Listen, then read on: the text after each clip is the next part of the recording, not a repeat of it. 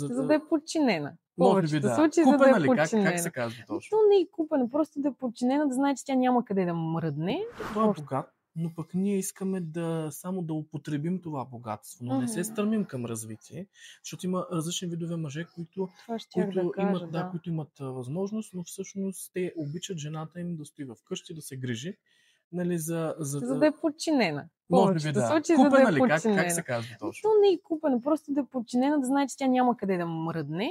Общо взето там се правят по няколко деца, осигурява и се комфорт, хубав живот и тя няма къде да отиде. Не може да си развие потенциала, не може по никакъв начин да живее в мисията си. Тя е като затворена.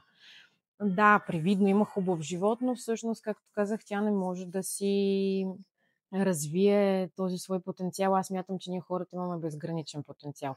Но на много мъже, особено на алфа мъжете, това много им харесва. Те имат нужда от покорна жена, от спокойна жена, която да бъде вкъщи, да бъде на разположение, да бъде в същото време и много забавна, да им обръща внимание, да бъде и сексуална. И